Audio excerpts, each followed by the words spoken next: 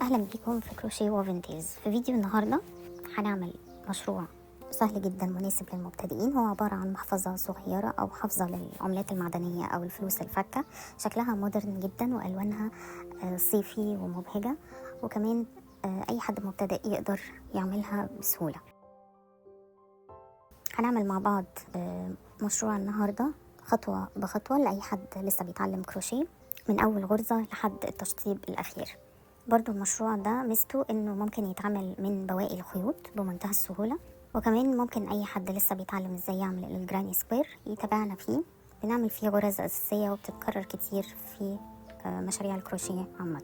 بالنسبة للخامات اللي استخدمتها في مشروع النهاردة، أنا استخدمت خيط قطن أوليفيا ليفا ب4 ألوان مختلفة، وأنا اخترت ألوان يعني زاهية. ما كانش عندي أوف وايت نفس السمك فاخترت خيط أوف وايت سمكه أكبر شوية. لو عندكم نفس السمك عادي ممكن تستخدموه. احتجت إبرة كروشيه مقاس 2.5 ملي، وإبرة تنظيف، واتنين خرزتين خشب علشان استخدمهم للرباط بتاع الحفظة بتاعتي. هنبتدي نعمل المربع الجراني سكوير بتاعنا بالحلقة السحرية. طريقتها سهلة وريتها لكم قبل كده كتير.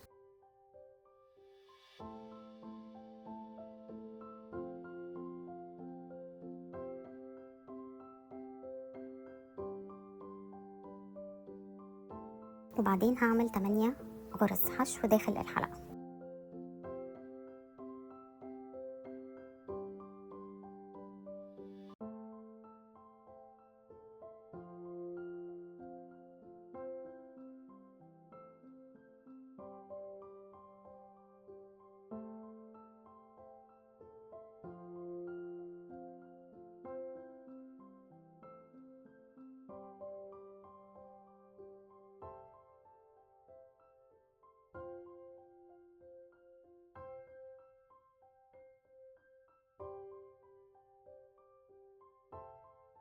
في آخر السطر بشد الحلقة بتاعتي كويس، بقفلها من النص تماما، وبعدين بنعمل غرزة منزلقة.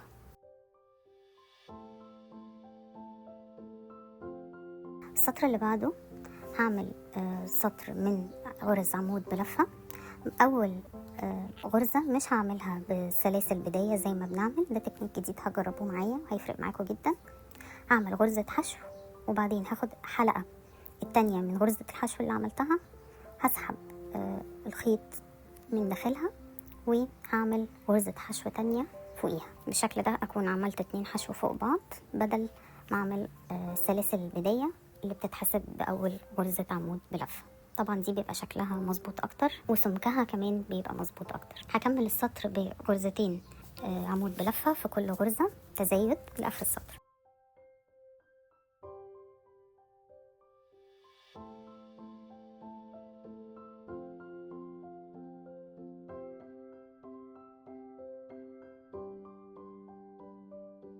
في آخر السطر هنعمل منزلقة، وهاخد سلسلة زيادة علشان ما يفكش مني الشغل، وهقص الخيط.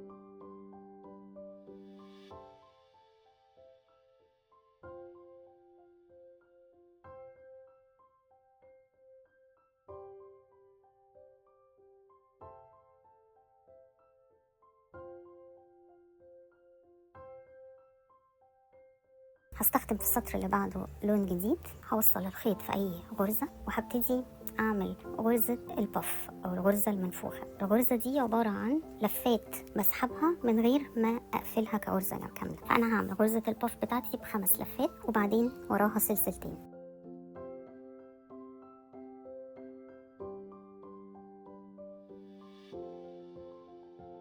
هكرر نفس الحكاية في كل غرزة من غرز عمود بلفة اللي عملتهم في السطر اللي فات. هعمل فوقيها غرزة بف ووراها سلسلتين.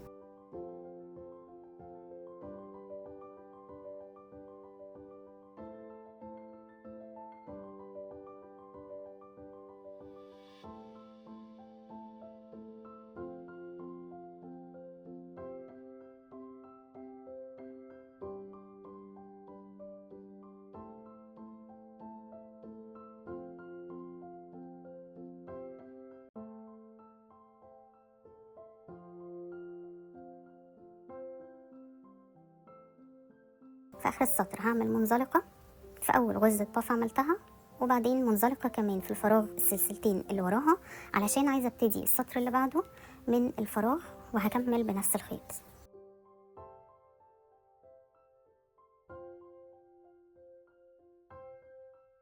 السطر ده هعمل فيه غرزة البوب كورن او غرزة الفشار. الغرزة دي سهلة جدا، عبارة عن مجموعة من غرز العمود بلفة، وبعدين بسحب الإبرة بتاعتي أرجعها في أول غرزة عملتها، واخد الحلقة بتاعت آخر غرزة عملتها واسحبها من الغرزة الأولانية. بكده بتتكون عندي شكل غرزة الفشار.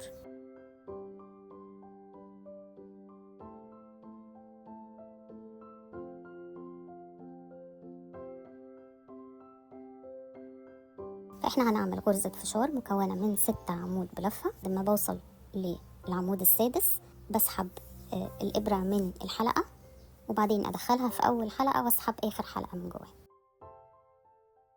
بعد كده بعمل سلسلتين ورا غرزة الفشار، وهكمل السطر بتاعي بنفس الطريقة. كل فراغ بين غرزتين بف بعمل فيه غرزة فشار وراها غرزتين سلسلة.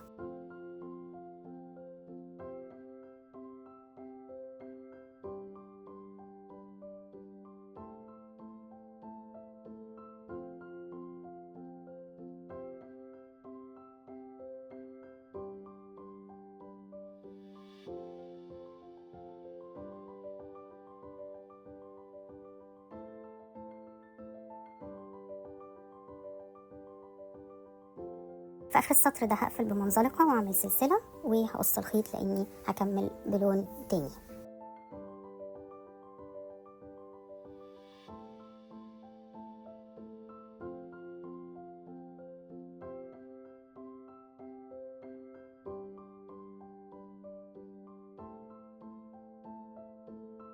بعد ما خلصنا الدايرة بتاعتنا دلوقتي هنبتدي نعمل شكل المربع.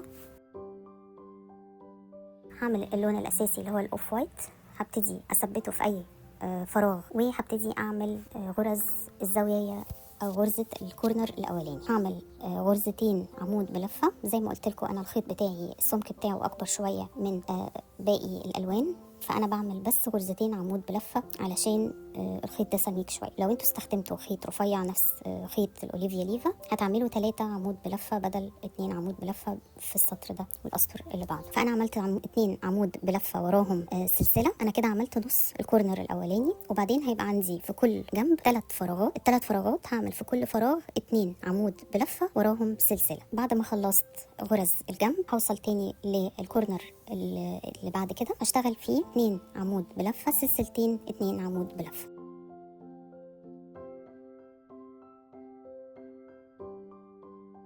وهكمل السطر ده بنفس الطريقة. في كل جنب 2 في كل فراغ من كل جنب 2 عمود بلفة وراهم سلسلة. في كل كورنر 2 عمود بلفة سلسلتين 2 عمود بلفة. لما بنوصل لأول زاوية اشتغلنا فيها أو أول كورنر اشتغلنا فيه هكمل بقية غرز الكورنر ده، فهعمل آخر 2 عمود بلفة، وبعدين المفروض نعمل سلسلتين ومنزلقة، بس احنا مش هنعمل كده علشان أنا هكمل السطر اللي بعده بنفس الخيط، وعايزة أبتدي من نص فراغ الكورنر علشان يبقى شكل الكورنر ده نفس شكل بقية الكورنرز بتاعة المربع، ما يكونش فيه اختلاف او ما تبقاش الغرز مترحلة. فهنعمل ايه؟ بدل ما نعمل سلسلتين ومنزلقة بنعمل نص عمود بلفة. بالشكل ده هنبتدي السطر من نص فراغ الكورنر بالظبط. هكرر السطر اللي احنا عملناه ده مرتين كمان، 2 عمود بلفة سلسلتين 2 عمود بلفة في كل كورنر، وفي كل فراغ من فراغات الجوانب بنعمل 2 عمود بلفة وراهم سلسلة.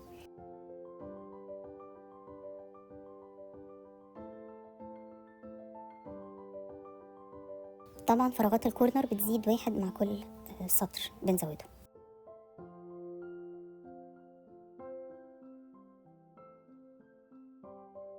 واحنا بنشتغل دايما بنحاول نثبت اطراف الخيط في ظهر الشغل، وبنعمل الغرز بتاعتنا من فوقها علشان ما نضطرش نعمل تنظيف خيوط كتير في الاخر. في اخر سطر عندنا بنقفل السطر بسلسلتين، بس ما بنعملش منزلقة، بنعمل غرزة الوصلة الخفية برضو عملناها كتير مع بعض باستخدام إبرة التنظيف. بندخل الخيط في تاني غرزة في الجنب اللي هنوصل فيه، ونرجع تاني ندخلها في نفس الغرزة اللي طرف الخيط طالع منه، بالشكل ده بيكون عندنا شكل حلقة، بيبقى التشطيب بتاعنا شكله احترافي وشكله نظيف.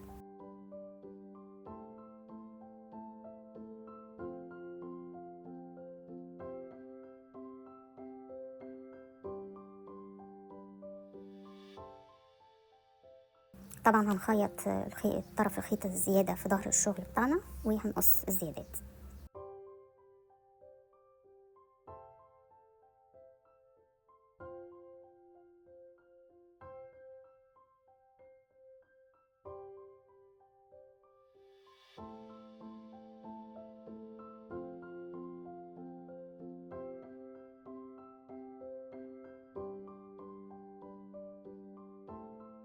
آخر حاجة علشان نكمل المربع بتاعنا هنعمل سطر من غرز السلاسل السطحية فوق غرز العمود بلفة اللي عملناها في أول الدايرة بتاعتنا. طبعا ده بيدي لمسة يعني شكلها حلو للمربع بتاعنا، شكله بيبقى مختلف وألوان حلوة في التصميم. الخيط دايما بيبقى تحت المربع واحنا بنسحب الخيط من تحت لفوق المربع. ده الفرق بين الأسطر العادية والأسطر بتاعة السلاسل السطحية.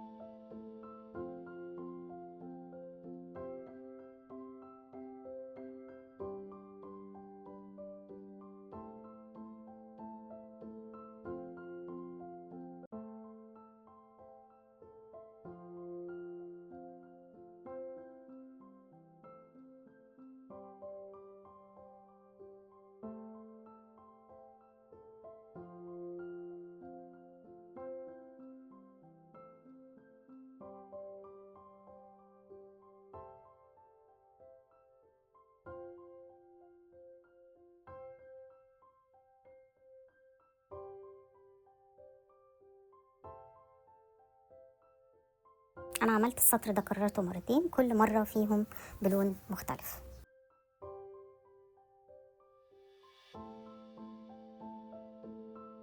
وبكده بيكون المربع بتاعنا جاهز. طبعا شكله حلو جدا مودرن، الألوان بتاعته جميلة جدا ومبهجة، والتصميم كمان بتاعه بسيط وأي حد يقدر يعمله. دلوقتي هنبتدي نعمل شكل الحافظة بتاعتنا أو نشبك المربعات عشان نكون الشكل بتاعنا. هنحط المربعين فوق بعض، الظهر على الظهر والوش لبره ناحيتين، وهنبتدي نوصل المربعين بطول 3 جوانب عن طريق غرزة الحشو. كل غرزتين قدام بعض هنوصلهم ببعض، ندخل الإبرة من تحت الاتنين ونسحب لفة من الخيط ونعمل غرزة حشو بتجمع المربعين مع بعض.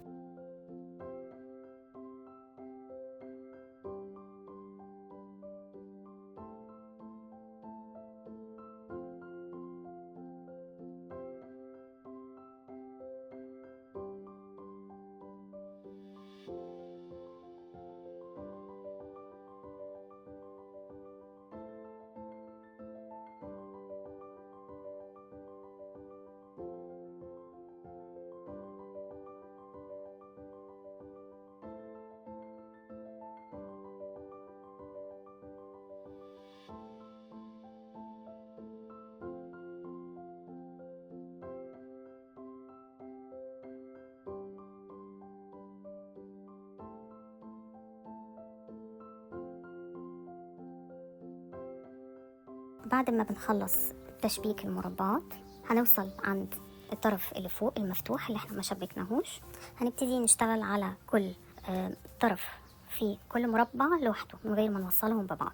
هنعمل نفس الأسطر اللي عملناها في المربع بتاعنا بالخيط الأوف وايت، وهي غرزتين عمود بلفة، سلسلة غرزتين عمود بلفة.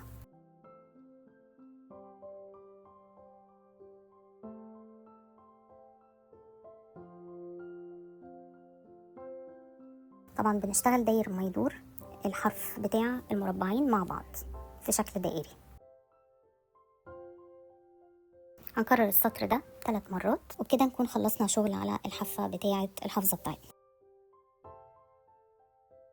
في آخر سطر برضو ما بنقفلش بمنزلقة، بنقفل بوصلة خفية برضو علشان التشطيب بيكون شكله أحلى.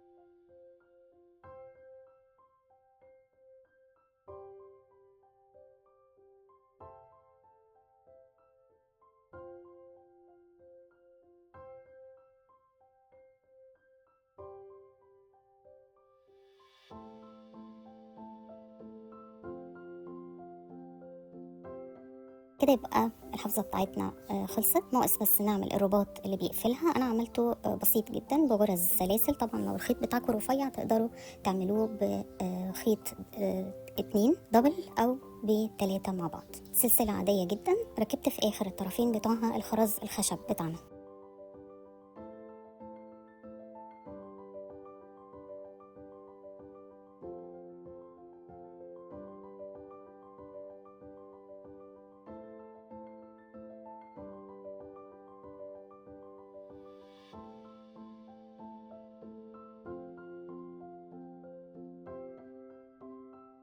ده شكل الحفظة بتاعتنا بعد ما ركبنا الرباط بتاعها.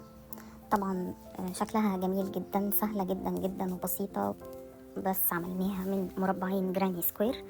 شكلهم وتصميمهم حلو جدا، وزي ما شفتوا معايا ان المشروع ده ما بياخدش وقت خالص ومناسب جدا لاي حد لسه بيتعلم. وكمان زي ما قلنا نقدر نعمله من بواقي الخيوط، نعمله هدية لحد او نعمله زي جيف اويز في اي مناسبة، في عيد ميلاد، عندنا مولود جديد. شكلها حلو جدا، وكمان ممكن يبقى من الايتمز اللي بتبيعيه لو عندك مشروع الهاند ميد بتاعك. اتمنى يكون فيديو النهارده عجبكم واستفدتوا منه. ما تنسوش تعملوا اشتراك في القناه وتفعلوا التنبيهات علشان ما يفوتكوش اي فيديو من فيديوهات الكروشيه اللي بنقدمها على القناه. شكرا جدا، واستنوني في فيديو جديد.